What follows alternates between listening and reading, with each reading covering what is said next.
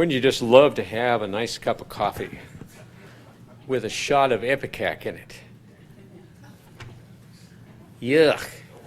Yeah, don't ever put Ipecac in your coffee. No, that just turns you right off. You don't want it now, do you? See how much better you feel? I need to pay homage where homage is due. Talking about growing old in the faith, Gina here is turning 91 on the 9th, and Bess is turning 90 today. So just as remarkable. We're the congregation of the 90s. We're thankful for that, and we really appreciate our older brethren a ton. If you're not 90, we appreciate you still, even if you're just a youngster down in your 80s somewhere. Believe me, this is a testament to God's truth and way, and a great blessing for all of the congregation to have so much wisdom of age amongst it. So again, just very happy to comment on that. Oh, and I should get my notes out. That's right, they're back here. Okay. We always ask on Holy Day sermons, before we really get into the meat of the sermon, why are we here? And of course, we're here to keep the Day of Atonement. Let's look at the Scripture. Get a little varied take on the Day of Atonement.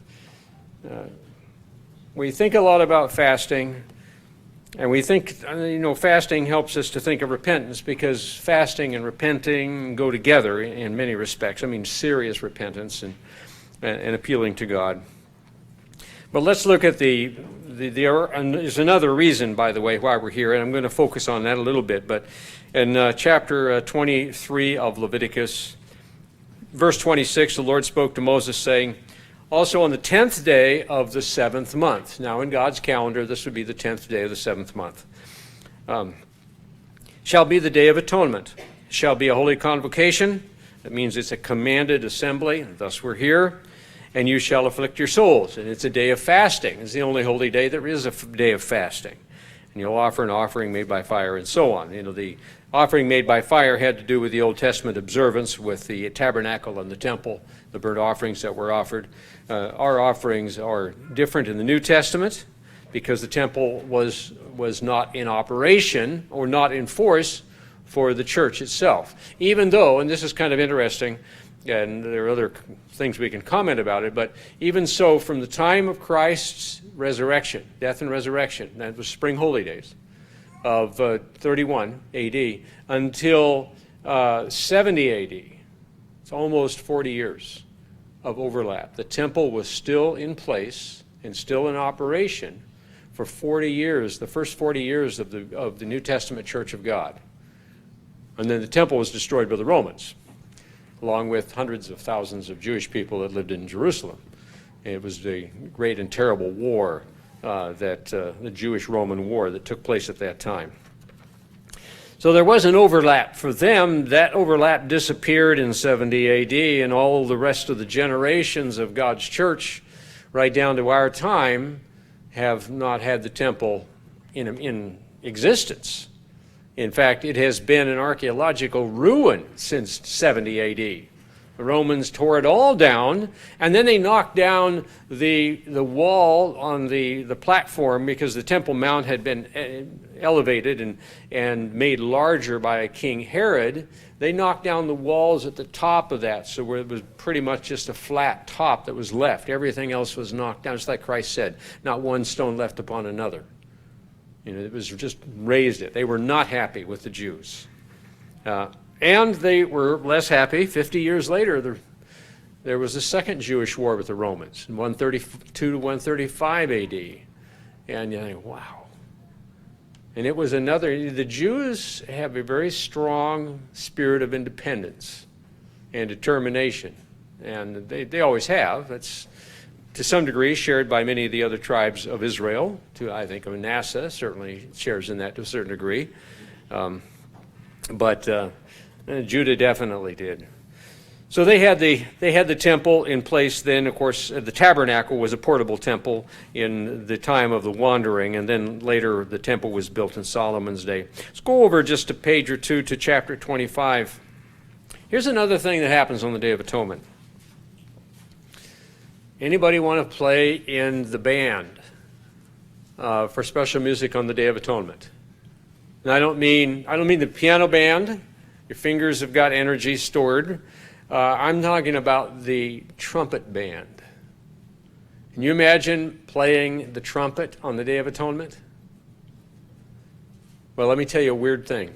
We used to pastor in Rockford, Illinois. We're going to get to see a bunch of our old brethren at the Feast of Wisconsin Dells this year. We're looking forward to that. But we could, in those days, they had a combined congregation of about 350. And we could field from that 350 people, let me think, it was about a 70-voice choir and 45-person orchestra. 45 in the orchestra. Choir really had to sing. The amazing thing was that on the Day of Atonement, they loved to do the big show. They all wanted to perform. And on the rare occasion where they didn't perform, guess which ones wanted to perform special music? The brass section. And the trumpets, the trombone, and basically it was trumpets and trombones, I think a baritone as well. They didn't bother them to play on the Day of Atonement. I think it preoccupied them from feeling hungry. You know, they blew it all in the horn, and so they just didn't have any energy to feel hungry after that. But that must have been the case with the Levites. The Lord spoke to Moses, begin right at the beginning of the chapter, and on Mount Sinai. So this is right from Mount Sinai. Speak to the children of Israel and say to them, when you come into the land that I give you, the land shall have a Sabbath to the Lord. Oh. Every seventh day is a day off for the land too? Nope, that's not what he means. That's a Sabbath for man. 6 years you shall sow your field, and 6 years you shall prune your vineyard and gather its fruit. But in the 7th year there will be a Sabbath of solemn rest for the land Sabbath. A Sabbath to the Lord. You'll neither sow your field nor prune your vineyard, and what grows of its own accord you shall harvest and you shall not harvest or reap the grapes of your intended vine, for it's a year of rest for the land. Now, the Sabbath produce of the land may be food for you. In other words, you can go out to the fruit tree and you can pluck fruit to eat when you're hungry and maybe for the meal, but you don't harvest it to store it or anything like that, or to sell it. It's a remarkable one. But guess what else happens on the land, during the land Sabbath? It was also something else. Verse 8. And you shall count 7 Sabbaths of years for yourself, 7 times 7 years. And the time of the 7 Sabbaths of the 7 years shall be to you 49 years, and then you will cause the trumpet of the Jubilee to blow. In the 49th year, the trumpet of the Jubilee to blow on the 10th day of the 7th month, on the Day of Atonement. So it was a command performance of the trumpeters of ancient Israel on the 49th year, the 7th Sabbath, the 7th land Sabbath, on the Day of Atonement. So in a sense, the Holy Day year began in the spring, but the agricultural year began in the spring with Passover. The agricultural year began in the autumn, technically with the Day of Atonement. And you think, well, hold it. How can you have an agricultural year begin in the fall? Ask a farmer. You don't begin your year in the spring. You begin in the fall to get ready for the next spring. That's planting time. And it takes your late fall and winter is preparation time to put the crop in the ground so that you can harvest it at harvest time and be ready to make preparations for the next year. So the land Sabbath celebration was on the Day of Atonement. And it was a time of freedom from oppression and freedom from other kinds of difficulties. It goes on, and we'll just read a little bit more here. You'll be to sound the trumpet throughout your land. So it's not just sounded at the temple. This was to have trumpets played in every village, probably on every ridge in Israel. And you shall consecrate the 50th year and proclaim liberty throughout all the land to its inhabitants. It shall be a jubilee to you. So you see, you had 49 years, 7 times 7 7 cycles of 7 years. And then the 49th year, at the end of it, began the Jubilee year, which was the 50th year then. The Jubilee year was a time of liberty. Proclaim liberty through the land to its inhabitants. That's when those who were indentured servants in Israel, sometimes called Hebrew slaves, but they were primarily indentured servants, that's when they would be freed from their debt. If there was any time debt left, they were freed from it. On the Day of Atonement, of all things, was a time of freedom. And you don't think, I don't feel free right now. My head aches. I don't ever feel free when I have a headache. But yes, it was. It was a time of freedom. It was a time for celebrating. But you notice celebrating in the Bible is a little different than the celebrating in the world today. Celebrating in the world today, everybody wants to strut around and blow their own horn and make a big scene. Everybody look at me, it's my happy day. Instead of celebrating the event. Celebrating the event was done, in this case, this was a huge event. The Jubilee year, the beginning of the Jubilee year, was a huge event. An annual, a year-long celebration. See, on the land Sabbath years, you didn't plant anything.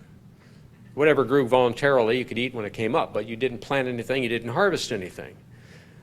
When you got to the 49th year, that's a land Sabbath, and you didn't plant or harvest anything. Whatever grew on volunteer, and there will always be volunteer growth in a garden and in the field, you could pluck and eat as you needed it. But right after the 49th year was the 50th year. That was the Jubilee year that began at the end of the 49th on the Day of Atonement. So the Day of Atonement marked the end of the agricultural year, the beginning of another one. And you had another land Sabbath. The 50th year was also a land Sabbath. You think, well, how can you do that? You know, where are you going to have the main foodstuffs to last past 2 harvests? You skip 2 harvests. Yes, because God said he would bless them in the 6th year, and we would double bless them in the 49th year, so that they could do that. See, God was the reason for the celebration. It was his gift to man. That's what you were celebrating, and you celebrated it on the Day of Atonement, because that's the beginning of it. It's marvelous how God kind of gives us celebration that is one of savoring the meaning rather than senseless yelling and jumping up and down and acting silly. It savors the meaning of the day. And in the 50th year will be a jubilee year. In it you shall neither sow nor reap or what grows of its own accord, nor gather in the grapes of your untended vine. It is a jubilee. It will be holy to you, and you'll eat the produce from the field. In other words, you can go out and eat it when it gets ripe. You just can't harvest it commercially or harvest it for storage, because God's already blessed you in the last big harvest was humongous.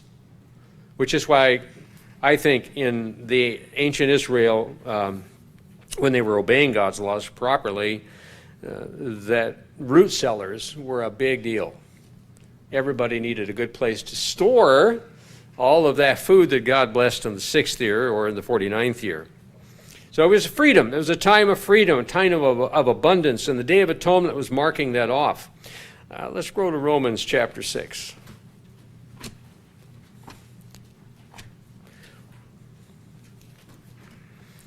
In many ways, it was rather like the meaning of baptism, as Romans 6 is about the symbolism of baptism. Notice, start in verse 1. What shall we say then? Shall we continue in sin that grace may abound? You know, is it God's most important, most favorite activity to forgive sins?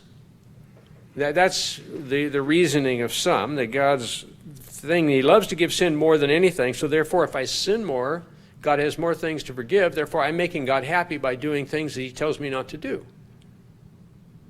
That's the reasoning of mankind. That's not God's reasoning. Certainly not. How shall we who died to sin live any longer in it? Or do you not know that as many of us as were baptized into Christ Jesus were baptized into his death? Therefore, into his death in the sense that it was a watery burial. It gets into that symbolism here in a minute.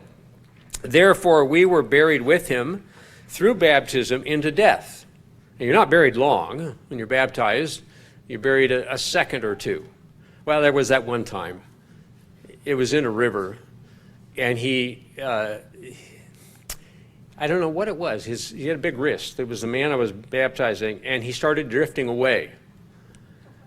Fortunately, the church member's farm that we were at, he was downstream on a little bit of a sandbar, and he stepped into the water, and we rescued David, and then he was okay. But he slipped him out of my grasp. So it was longer than a second, but he was all right. It was 3 or 4 seconds. And he came up sputtering, but it was just fine. His sins were just as forgiven. We shall be buried with him through baptism into death, so that Christ was just as Christ was raised from the dead by the glory of the Father. Even so, we should walk in newness of life. It's a new beginning for us. And in a way, this day is kind of like that. And there are other aspects of God's way that represent that, a time of new beginnings. But it is like that the atonement is a day of being subdued. Physically, and yet rejoicing tremendously. For if we've been united in the likeness of his death, certainly we shall be in the likeness of his resurrection, knowing that our old self was crucified with him, that the body of sin should be done away with, and we should no longer be slaves to sin. You see, the Hebrew slaves were freed on the Day of Atonement in the 49th year, at the end of the 49th year. They were freed on the Day of Atonement, no longer slaves. And we are no longer slaves of sin when we're baptized. For he who has died has been freed from sin. Now, if we died with Christ, we believe that we shall also live with him, going on forward in celebrating that. Also over in verse 17 and 18 of this chapter, Romans 6. Verse 17, but God be thanked that though you were slaves of sin, yet you obeyed from the heart that form of doctrine to which you were delivered, and having been set free from sin, you became slaves of righteousness. And we in that sense are. We're slaves of God. We are, in the most loving and wonderful celebratory way. We are deeply thankful that it is God who we serve. This is why we're here. We're celebrating that freedom from slavery, freedom from sin, freedom from the slavery of sin in particular. But we're not the only ones that this day is about. The devil gets his due on the Day of Atonement. The devil gets his due, and he does. He needs it. Let's go back to Leviticus again. This chapter 16, Leviticus 16. Leviticus 16 is a very detailed ceremony. There were specific ceremonies for each of God's annual holy days that the priesthood would go through. Certain sacrifices, certain events that would take place, but an entire chapter is written for the Day of Atonement. It's really remarkable, and it's got some really odd things that happen, and we're going to look at the odd things in particular. Notice in verse 5 of Leviticus 16. Let's read down there in verse 5. After the ceremony starts, Aaron shall come into the holy place in verse 3. Actually, we'll begin there. That's a good place. This is for the Day of Atonement, as you'll see. And he'll come into the holy place with the blood of a young bull as a sin offering and of a ram as a burnt offering, and he'll put the holy linen tunic and the linen trousers on his body, the uniform of the priest. And he shall be girded with a linen sash, and with a linen turban shall he be attired. These are the holy garments. Therefore he shall wash his body in water and put them on. And cleanliness was always also vital, and it was the constant washings that were symbolic later of the baptism of the ceremony of baptism, which is a washing, a spiritual washing, as it were. And verse 5, he shall take from the congregation of the children of Israel 2 kids of the goats as a sin offering, and one as a burnt offering, and 1 ram as a burnt offering. So there are 2 goats, 2 kids, and then a ram. So Aaron will offer the bull as a sin offering, which is for himself in verse 6, and make an atonement for himself and for his house. And then he'll take the 2 goats. And this is the interesting part. And we're going to come back and read that part, but I want you to skip forward in the chapter to verse 15. He shall kill the goat of the sin offering. So one will be sacrificed in the usual manner of a sin offering, which is for the people. And he'll bring its blood inside the veil. Now, let me explain the veil. This was in the tabernacle, the portable temple. So it's a scaled down version of what Solomon's temple will be, or would be rather. In Solomon's temple, if you wanted to envision what did the temple, what did the tabernacle look like? What size, what kind of a room are we in? Rectangular. Bingo. Rectangular. But it was divided into about thirds. So 2/3 was toward the front, near the door, and then there was a tapestry that covered, that served as a wall, essentially, a curtain wall, for the other room. The main room was the holy place. That's where the altar of incense was, which also would have been the heating source when it was needed for the tabernacle. There were tables on the side, kind of like we have tables, but these were tables covered with gold where the showbread was laid out, symbolic bread being shared with God. Behind the curtain was where the Ark of the Covenant was kept. And the high priest, for official ceremonies, only went back there on the Day of Atonement.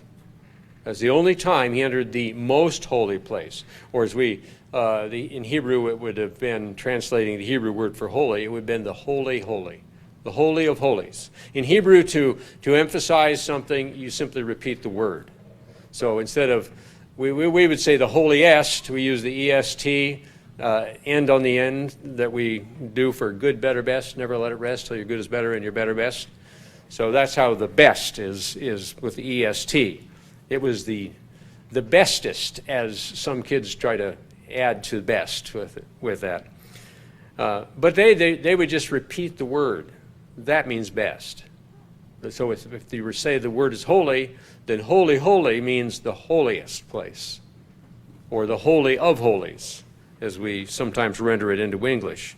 He shall kill the goat of the sin offering in verse 15 for the people and bring its blood inside the veil. That means inside that anteroom, the back room, the rearmost room, the westernmost room of the tabernacle, where the Ark of the Covenant is, and sprinkle it on the mercy seat. The mercy seat is this representation of God's throne that is built into the cover of the Ark of the Covenant.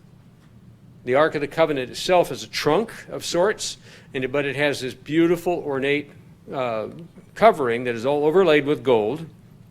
And it has 2 angels there whose wings overstretch the mercy seat, which is obviously the symbolic of God's throne, because in heaven there are 2 cherubim who are always on duty, and their wings overstretch the throne of God. So this is a reflection of what's up there. It's the only time that God sanctioned the building of statuary that represented something in heaven. But God had to sanction it. It wasn't for man to just decide to do. And he'll go inside the veil and do with the blood as he did with the blood of the bull, and sprinkle it on the mercy seat and before the mercy seat. So he does that with the goat.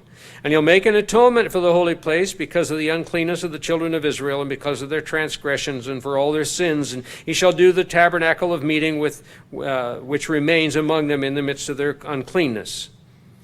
And there will be no man in the tabernacle of meeting when he goes in to make an atonement in the holy place until he comes out, that he may make an atonement for himself, for his household, and for the assembly of Israel. Again, the atonement the word means covering. It's covering the sins of Israel, in that sense forgiving them. So it's a remarkable ceremony of using these 2 goats, and one is designated as the Lord's goat, and the other one is another goat.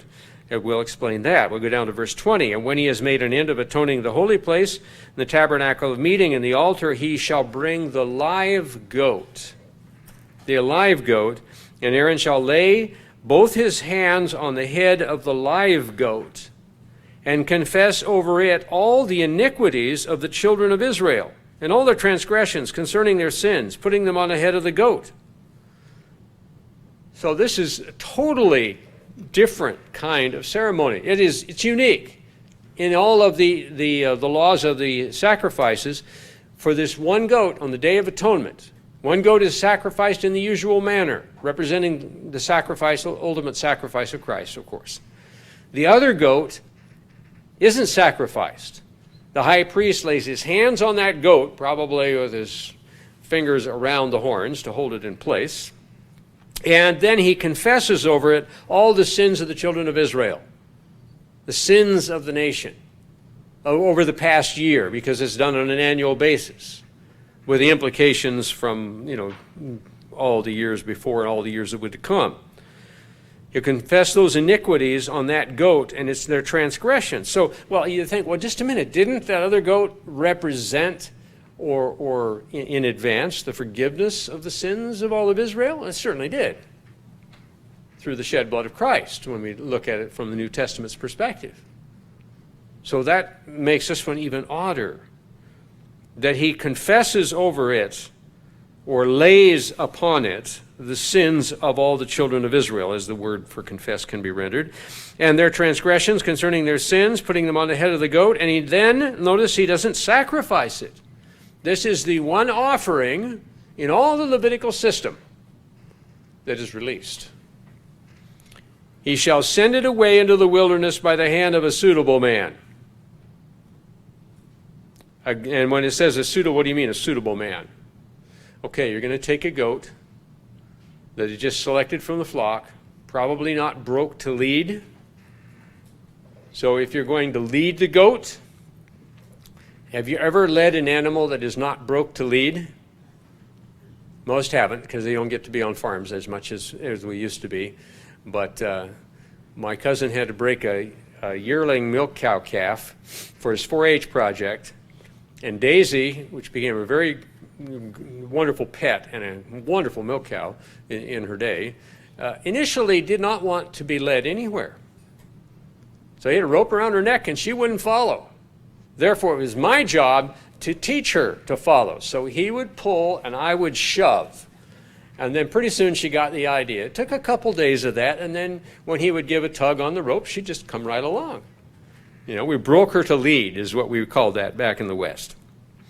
Well, this goat would probably not have been broken to lead. So he'd be a suitable man if he's going to take it on the rope and lead it out into the wilderness. At least part of the time, you want it to follow. Because otherwise you got a goat that's doing this with 4 legs, burying it into the earth and into the sand, and he's really difficult to lead. Or if he wouldn't lead, then the guy would have to pick it up and carry it. Now you can carry a goat, a yearling goat, for a good while, and a big strong guy could carry it for a long ways, but it would require a big strong guy to carry it for a long ways. He would carry it out to an uninhabited land. Notice verse 22, the goat shall bear itself all their iniquities to an uninhabited land, and he'll release the goat in the wilderness. He had to walk miles away from wherever Israel was camped on their wandering years. Miles away, probably over whatever ridge or two that there were, to where it was far away from everybody, and then he would release it. It wasn't killed. It wasn't sacrificed in the usual manner. Now, that seems odd, but it really isn't odd when you compare this passage of the suitable man taking the goat out to an uninhabited place and read this in Revelation chapter 20. Let's go to Revelation chapter 20 now.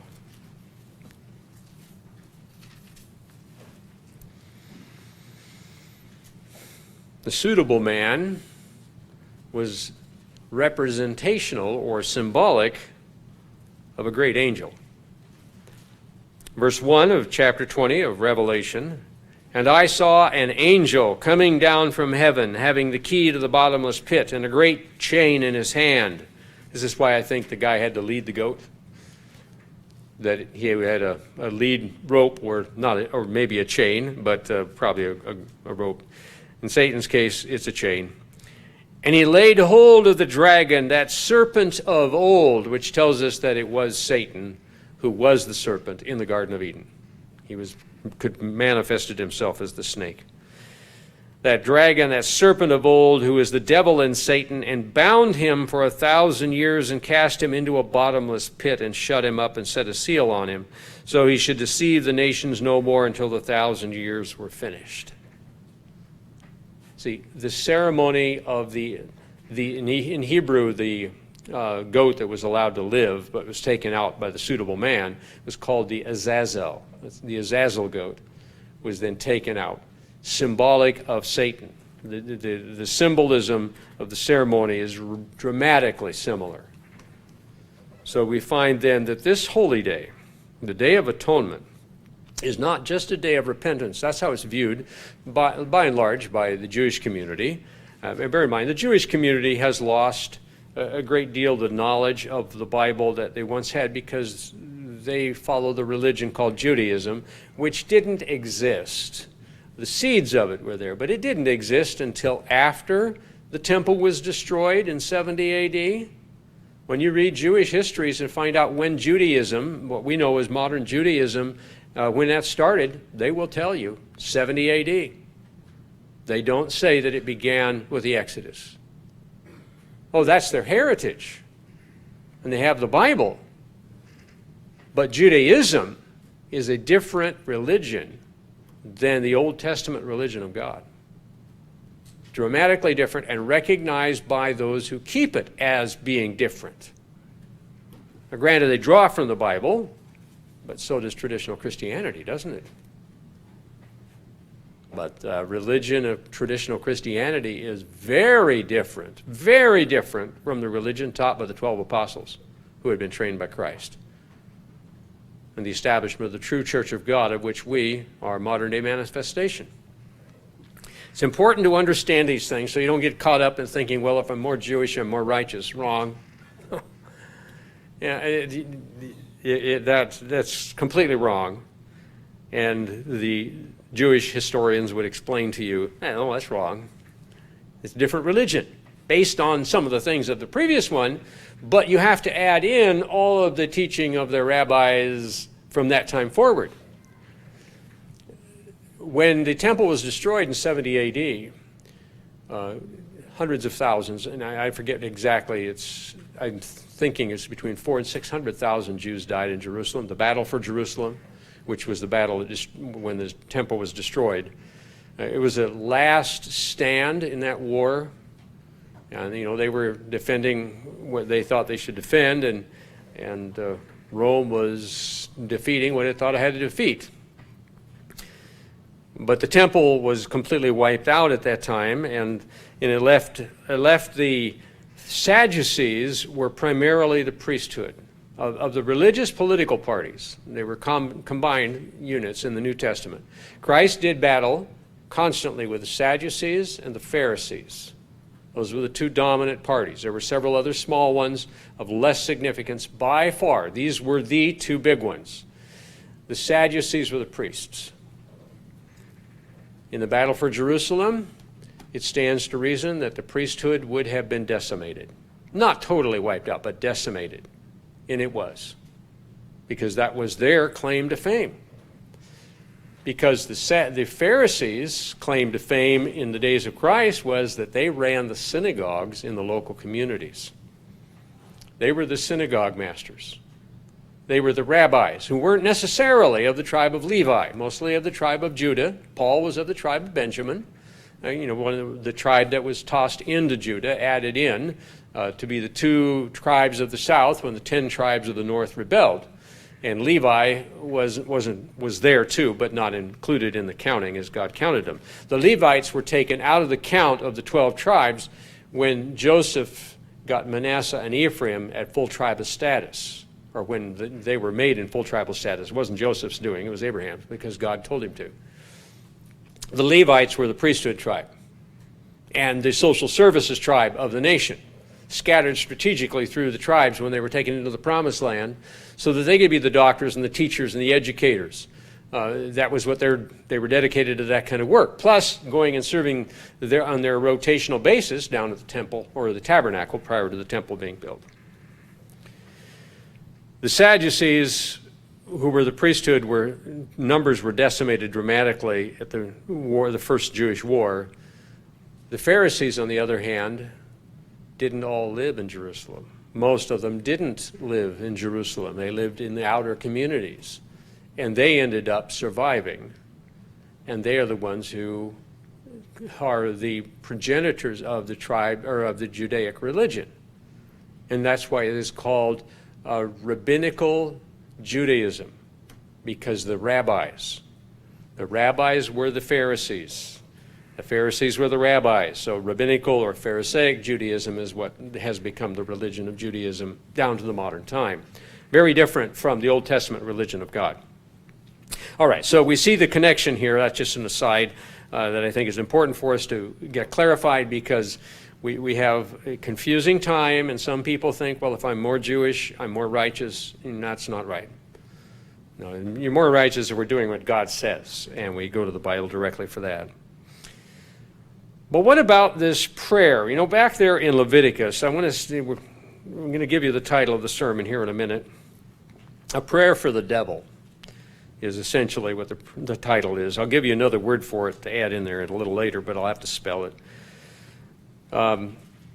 Back in Leviticus, we find that the high priest took that goat, the live goat, in verse 20 of chapter 25, or chapter 16 of Leviticus.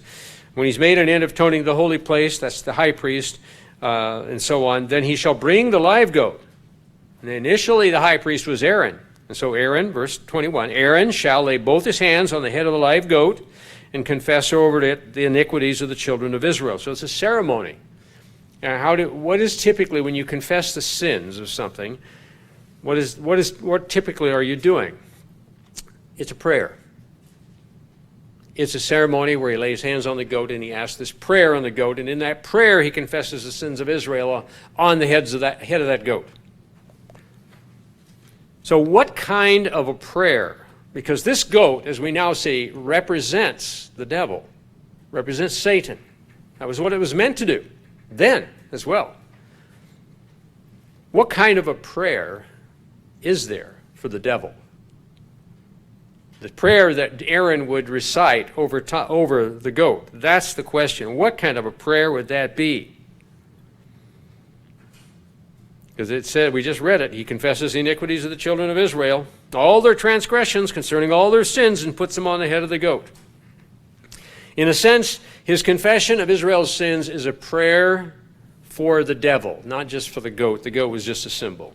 But it was a prayer for the devil, not a prayer to the devil. Get your prepositions straight here. Not a prayer to. We don't pray to the devil. We pray to God. But it's a prayer for the devil.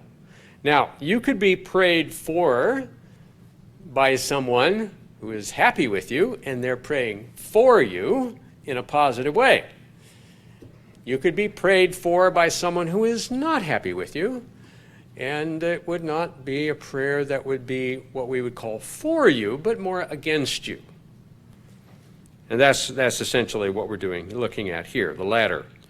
What kind of prayer do you pray for the devil? And the answer is, it's an imprecatory prayer. Now, there's the title, the word to put into the title later. I'll spell it. I-M-P-R-E-C,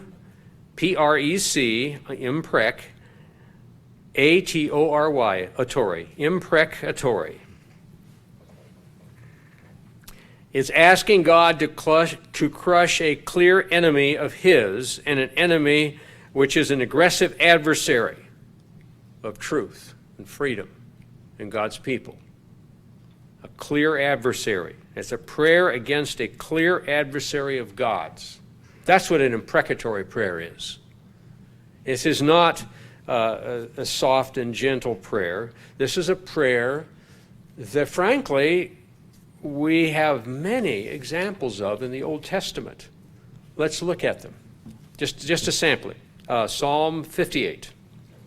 David was good, and sometimes we wonder, why would David say that in a prayer? The Psalms, many of the Psalms were prayers. Most of the Psalms probably were prayers. Even the ones that were made into songs were prayers that were made into a song. Psalm 58.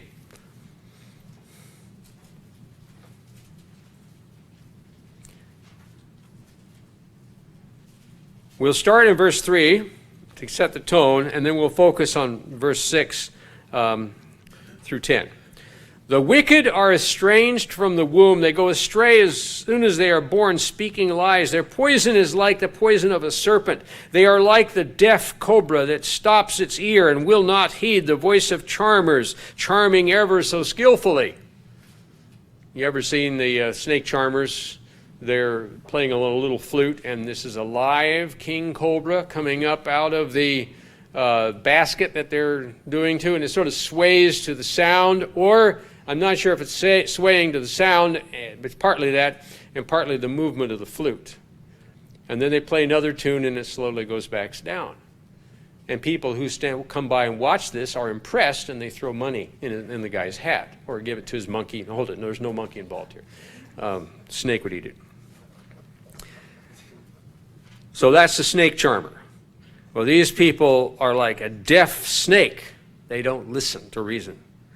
Break their teeth in their mouth, O God. This is important why we have to have the snake background. Break their teeth in their mouth, O God.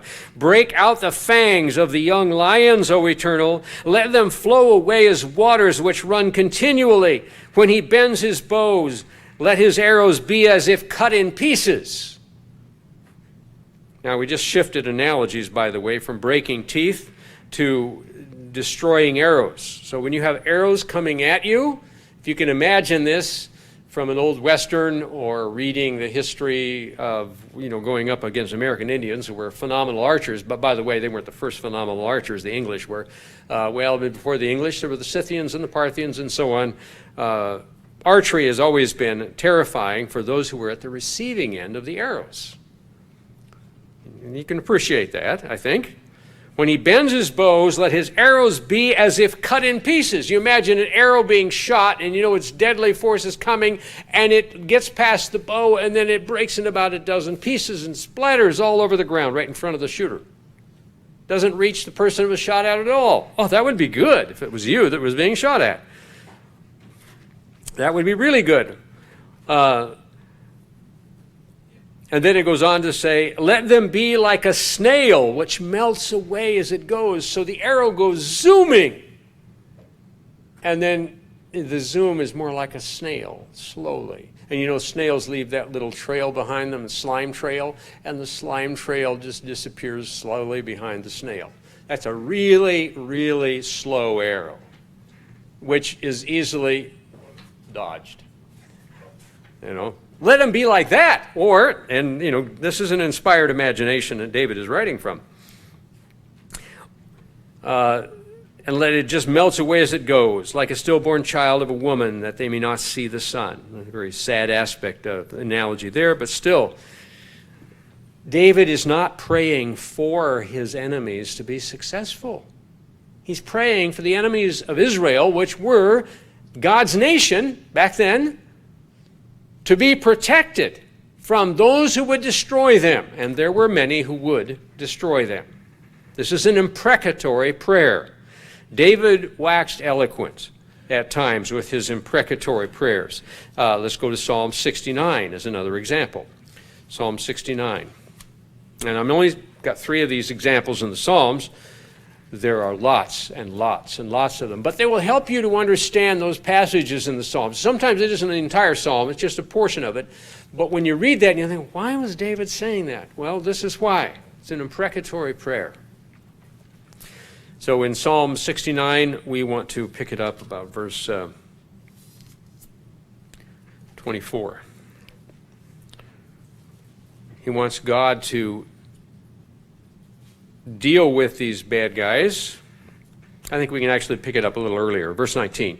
You know my reproach and my shame and my dishonors. My adversaries are all before you. So this is about David's adversaries that he's praying. Reproach has broken my heart. I'm full of heaviness. I looked for someone to take pity, but there was none, and for comforters, and I found none. They also gave me gall for my food, and my thirst they gave me vinegar to drink.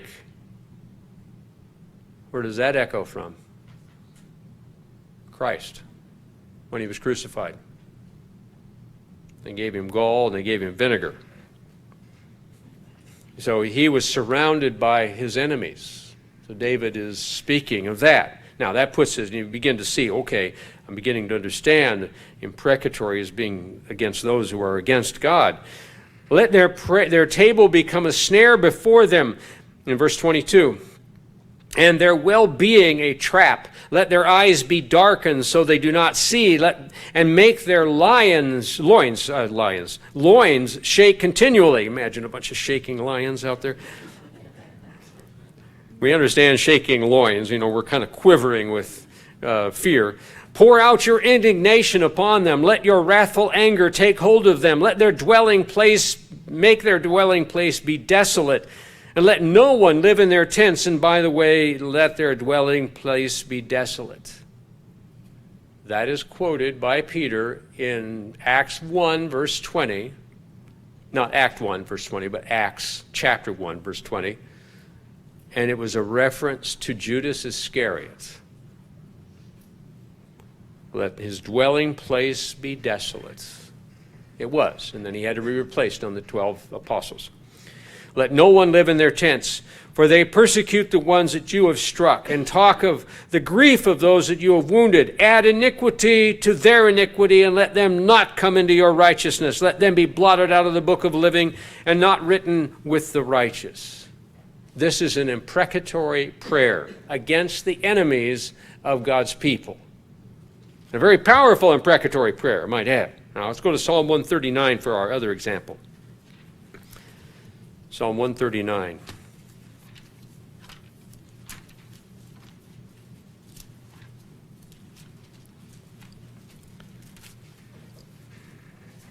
When you stop and think about that as we get ready to read this one, remember, imprecatory prayer is the kind of prayer that Aaron, or the succeeding high priest, Eleazar was his son, and Phinehas was Eleazar's son. Those are the two after Aaron. That they would lay hands on that goat, and they would offer an imprecatory prayer confessing the sins of Israel, but there would be a certain blame for those sins, not just of the Israelites, but the blame that came on others, specifically on the devil. So, Psalm 139, verse 19. Oh, that you would slay the wicked, O God. Depart from me, therefore, you bloodthirsty men, for they speak against you wickedly. Speak against God wickedly. Your enemies take your name in vain. Do I not hate them, O Eternal, who hate you? Do I not loathe those who rise up against you? I hate them with a perfect hatred. I count them my enemies.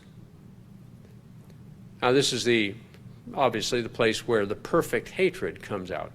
And you go, what do you mean a perfect hatred? How can hatred be perfect? Well, technically it isn't perfect like we use perfect. It's the other meaning of perfect, which means complete. Complete hatred of evil. Because they are manifestations of evil. They have chosen to be like that. When Jesus says to pray for our real enemies are not those who we are inconvenienced by or merely irritated at. I mean, we get irritated at each other or family members and such, or simply put out at. That's not what it means. We don't want to make enemies out of those who are not our enemies by any means. We're not talking about those who are therefore just inconvenience us or irritate us. Quite often the imprecatory prayer is the prayer that we should pray for the really evil aspects of society, and the most evil aspects of unseen society, as we're going to get into. Evil must not be sugar-coated, and yet we see that happening right around us in the world today. We see ourselves being conditioned to think, oh, really, it's not that bad. So what if, they tortured and maimed and beheaded this person? They really felt they didn't like him, didn't fit into their peer group. So it wasn't a good match. So you don't stop talking about the evil, grisly murder, and you start making excuses for the murderers. It's easy to get lulled into that in this society, brethren. We must be very careful. The imprecatory prayer smacks us back into reality and keeps us there. For example, Isaiah 5:20. Woe to those who call evil good and good evil, who put darkness for light and light for darkness, who put bitter for sweet and sweet for bitter. Sorry about the ipecac in your coffee example at the beginning. Now, Is it just mankind we're talking about? No, it isn't. Let me show you where the real evil is and what this day is really about. Let's go to chapter 2 of Ephesians. Another way of asking this, introducing this section is, how much of man's sins are also the devil's sins? Ephesians 2.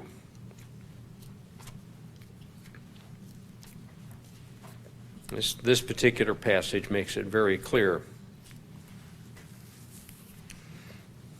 In verse 1, Paul says, and you, meaning the brethren, and Christ, because the previous verse in the end of chapter 1 states that Christ is head over all things to the church, which is his body, the church of God. The true church of God is the body of Christ. We're part of that historical church that has existed since the time of Christ forward, the fullness of him who fills all and in all. And you, he made alive, and he did, he made alive when we went through the ceremony of baptism, and then we received the laying on of hands afterwards. It's a separate ceremony, but went together. We received God's Spirit. He made us spiritually alive when that happened. We were dead in trespasses and sin until he did. And looking back at our past life, in which those trespasses and sins, you once walked according to the course of this world, according to the prince of the power of the air, the spirit who now works in the sons of disobedience. Who is the prince of the power of the air? It is none other than the great fallen angel, Satan. Started out as Lucifer, a light bringer, but he did not choose to remain that. Sin is a choice, and Satan and the demons chose what they chose. And now he is the spirit that works in the sons of disobedience. He deceives, just like he deceived Adam and Eve in the Garden of Eden. He destroys. He is a destroyer of goodness especially, but a destroyer of anything that God did, and everything else God did. So everything that he can destroy makes him happy. That's why he produces children of wrath. Prince of the power of the air works in the sons of disobedience, among whom also we once conducted ourselves in the lusts of our flesh, fulfilling the desires of the flesh and the mind, and were by nature children of wrath, just as others. We were a part of this world. For the few who are multi-generational within the church, prior to your conversion, which was when you were a young adult, you were a part of this world. Maybe not as much as earlier generations in your family or other families, but you were a part as well. We're all influenced by Satan. We have to overcome that. We have to watch out for that. He works in the children of disobedience. He fosters disobedience. He creates anger. Anger is his money. He pays off in anger. And well, that's a bad deal. Oh yeah, that's a terrible deal. That kind of wrath destroys relationships, wrecks families. Ephesians chapter 6. Go to the end of the chapter, the end of the book. Ephesians 6. This is, of course, the area about the armor of God. Why are you wearing the armor of God? Well, because you need to. Finally, brethren, be strong, verse 10, be strong in the Lord and in the power of his might. Put on the whole armor of God that you may be able to withstand the wiles or the methodology of the devil. That's what wiles is a reference to, the wiles or the tactics, the methods of the devil. What are the methods of the devil? Well, you're wearing armor. The analogy then is that there are ways that you fought, and every culture and era had its battle tactics. You know, we sometimes think that the more modern sword-bearing armored knights of the Middle Ages didn't have any tactics except trying to spear a guy off of his horse with their lance. And while he was trying to do that to them, no, they had their own version of the martial arts in Europe. And it had to do with the sword and the tactics. I've got a book that explains and illustrates the whole thing. There was a very sophisticated fighting machine, which is why they conquered the Arabs who controlled the Holy Land, as they referred to it at that time.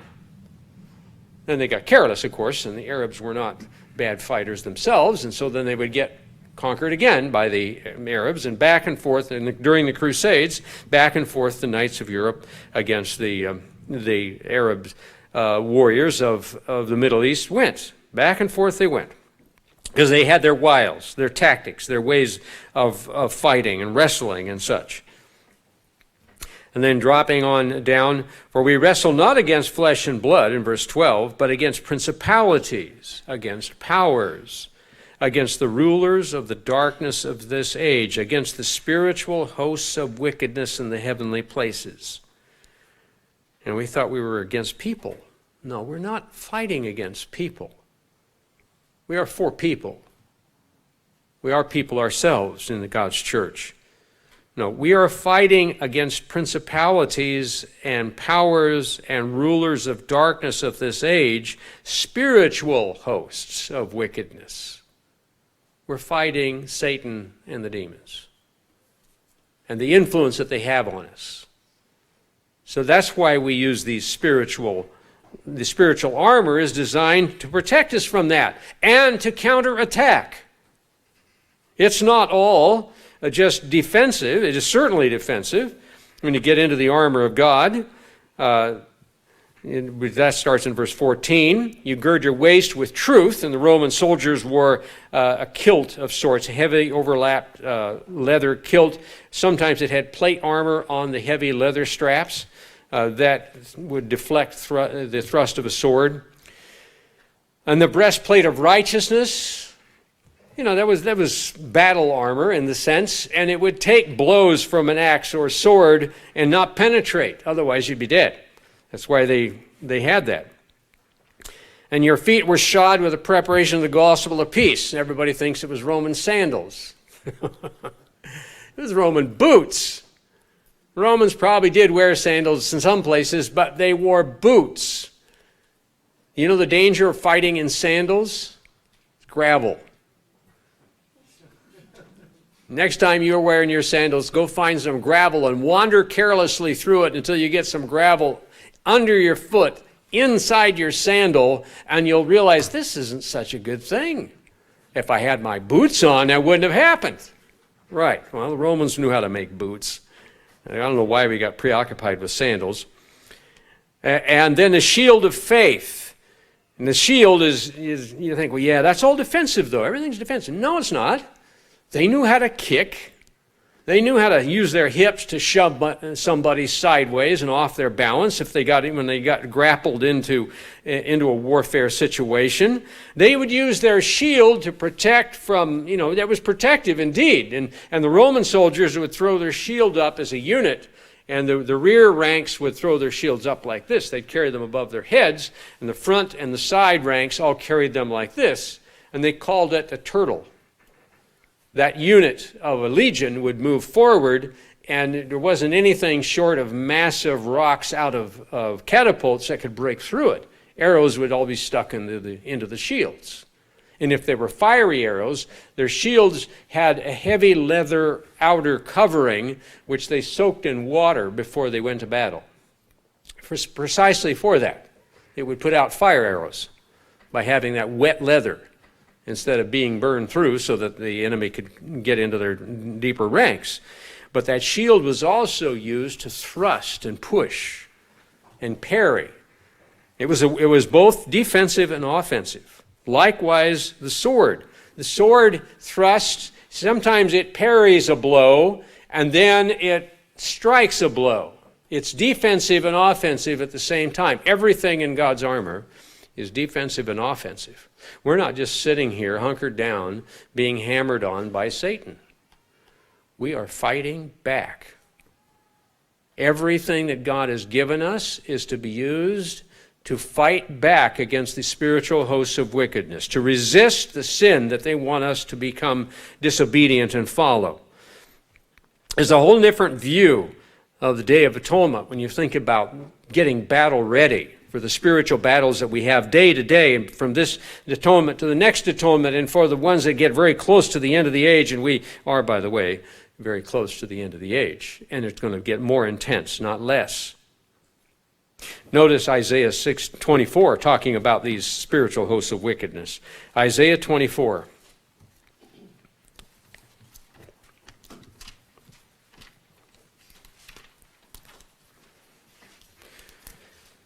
Verses 21 to 23. 21 to 23 of Isaiah 24. It shall come to pass in that day that the Lord will punish on high the host of exalted ones, and on earth the kings of the earth. They will be gathered together as prisoners are gathered into the pit, and they will be shut up in prison, and after many days they'll be punished. Interesting, isn't it? And the moon will be disgraced, and the sun ashamed, for the Lord of hosts will reign on Mount Zion in Jerusalem and before his elders gloriously. So it's in anticipation of the second coming of Christ. But God will punish on high the hosts of exalted ones, and on earth the kings of the earth. So God will, when we know the prophecies, we've read through them.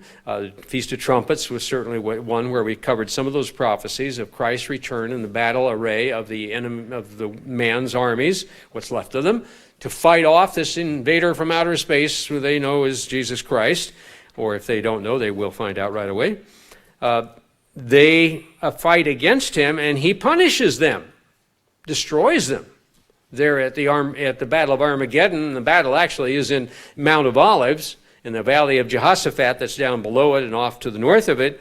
But the staging area was at Armageddon, 70 miles north. So it's a massive army trooping down and being destroyed. Destroyed probably partly like the army of the Iraqis trying to get away from Kuwait City back in Gulf War I in 1991. The U.S. Air Force just destroyed the long line of machinery going north, and a lot of people with it, a lot of the army with it. Well, God will do that as well then. It's a huge battle scene.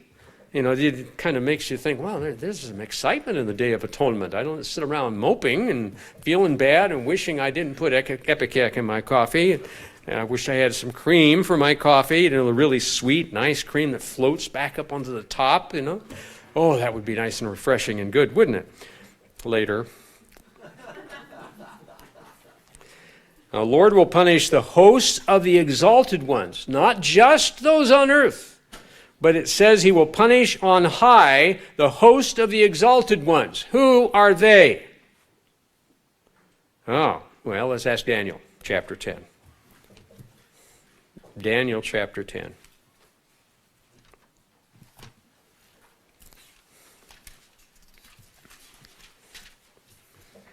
Now, here's a dramatic story. And it has to do with fasting, since we're Day of Atonement. It's very appropriate. Begin in verse 1, first 3 verses. In the year of Cyrus, king of Persia, a message was revealed to Daniel, whose name was called Belshazzar. And the message was true, but the appointed time was long, and he understood the message, but had understanding of the vision. And in those days, verse 2, I, Daniel, was mourning 3 full weeks. And they think, well, that's a good thing. And I ate no pleasant food, nor meat nor wine came into my mouth, nor did I anoint myself at all. Now some say, well, it was a modified fast. I don't really think so. It sounds really like just a regular fast for 3 weeks. You think, well, he'd die if he did it for 3 weeks. Well, he would if God wasn't with him. Sure, maybe that might be true. I mean, he was 85, though. He was pretty old and tough. He's kind of like the congregation here. He could take it. Christ fasted for 40 days. Elijah did. When God is with you, the long fasting isn't a problem. I ate no pleasant food, nor meat or wine came into my mouth, nor did I anoint myself at all. For 3 whole weeks were fulfilled. And on the 24th day of the fast, I was by the side of the river, which is the Tigris.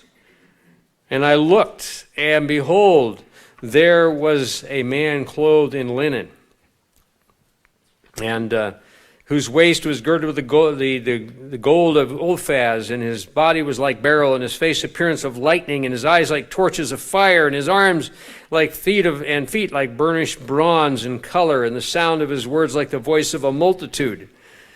And I, Daniel, alone saw the vision. So this was a vision that Daniel saw, but if somebody was there, he was looking at him. And the other men with him didn't see the vision. They just felt terrified, and they ran and hid.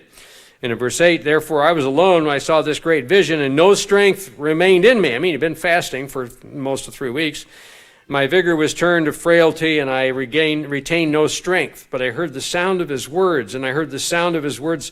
I was in a deep sleep on my face on the ground. And behold, a hand touched me, which made me tremble on my knees and on the palms of my hands. And he said to me, O Daniel, man greatly beloved. Now this is an angel, as we're going to see. This is an angel speaking to Daniel. Oh, Daniel, man greatly beloved, understand the words that I speak to you and stand upright. For I have now been sent to you. While he was speaking this word, I stood up trembling. And he said to me, do not fear, Daniel. From the first day that you set your heart to understand and humble yourself before your God, your words were heard. And I have come because of your words. However, verse 13, but the prince of the kingdom of Persia withstood me 21 days. And behold, Michael, one of the chief princes, came to help me, for I had been left alone there with the kings of Persia. But now I have come to make you understand what will happen to your people in the latter days, that the vision refers to many days yet to come. And what was going on here? Let's go back over that. I was sent here because of your words, but in verse 13, the prince of the kingdom of Persia withstood me 21 days. And then, behold, Michael, one of the chief princes, came to help me. For I've been left there alone with the kings of Persia. What we have is a holy angel fighting demons. The demons that were the inciting powers behind the kingdom of Persia. So we think of human governments as merely human.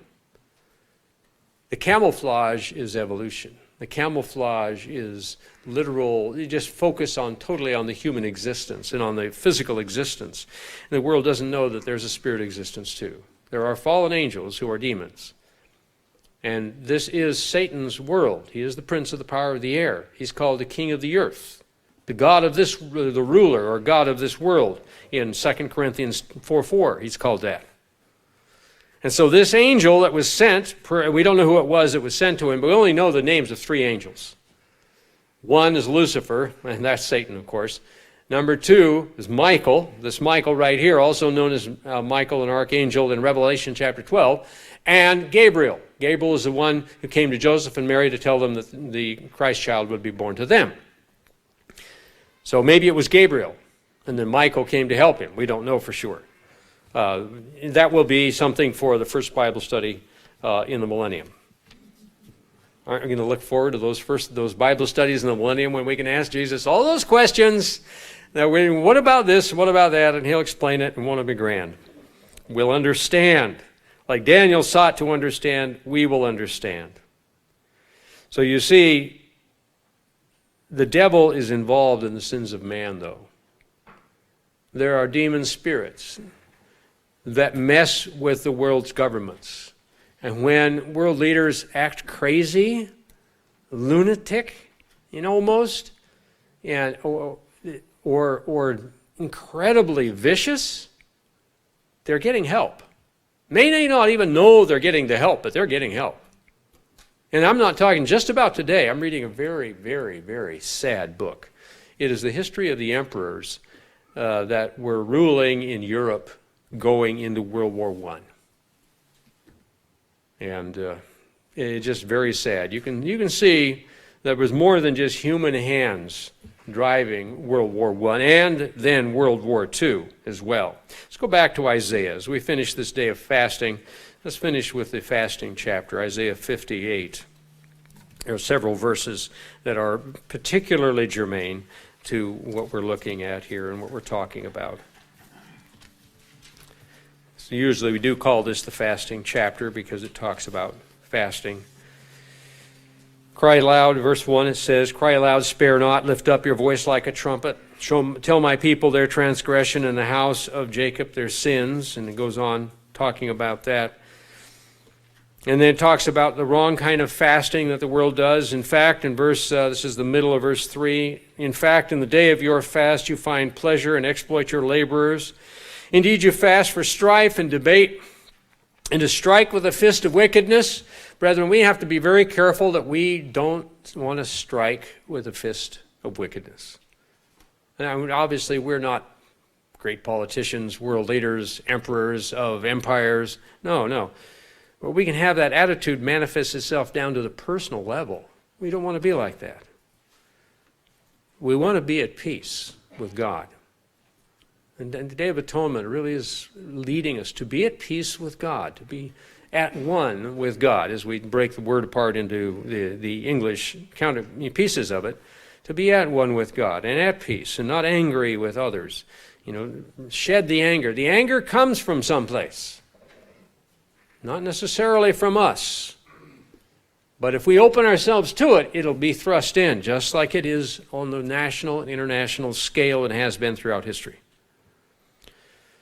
Indeed, you fast for strife and debate, and strike with a fist of wickedness. You will not fast as you do this day, to make your voice heard on high. That's our purpose, to seek God, that our prayers will get through and be more stronger prayers. Is this a fast that I have chosen? A day for a man to afflict his soul and to bow down his head like a bulrush and split out sackcloth and ashes? Would you call this a fast, an acceptable day to the Lord? Putting on a big show. I'm fasting. We dress up. We go to church, we fellowship, we drink a little air coffee afterwards out of invisible cups. No Epicac and no air coffee. I'm joking about that, of course. No, we enjoy the fellowship. Subdued, more so than we normally are, because blood sugar's running low. But we're thankful to be here. Is not this the fast I've chosen, verse 6, to loose the bonds of wickedness? We are in a spiritual battle against the powers of spiritual wickedness, to undo the heavy burdens, to let the oppressed go free. Those who are oppressed need to be freed. The world is oppressed badly. We have been freed because God has called us to the knowledge of His truth. Do we value the power of that freedom God has given us? Or does it get shuffled off into the other interests of everything going on around the world, and all of our other things that are going on? We need to always value and hold as a treasure the fact that God has set us free from this bondage that the world is still in. Is it not to share your bread with the hungry and bring to your house the poor that are cast out? And when you see the naked, to cover him and to hide yourself, not to hide yourself from your own flesh. And certainly we have at times ways we help out in that, but think about the power we will have as resurrected saints in the millennium, especially in the early generations, helping people and strengthening them. Then your light will bring forth this kind of a fast. Your light will break forth like the morning. Your healing shall spring forth speedily, and your righteousness shall go before you, and the glory of the Lord shall be your rear guard. And then you shall call, and the Lord will answer, and you shall cry, and He will say, "Here I am." Now, we're in a battle right now. In the world tomorrow, we'll be back in the building business. Right now, we fight a battle for our existence, for the existence of mankind, and for all that we can do in the work of God of spreading the gospel, which is the seeds of the future of mankind and the future ultimately of God's family. On the Day of Atonement, we're humbled before God through fasting. Thus, we come under the sacrifice of Christ for our sins, pictured by the Lord's goat. At the same time, we pray, like the high priest, a powerful imprecatory prayer that God will swiftly bring His judgment upon the devil and upon those who are the devil's agents, and upon his demons as well, and by extension the wicked among men. There is a prayer for the devil. It is an imprecatory prayer that throws or confesses, as the high priest did, the sins of mankind upon Satan, for he is the full partner of sin.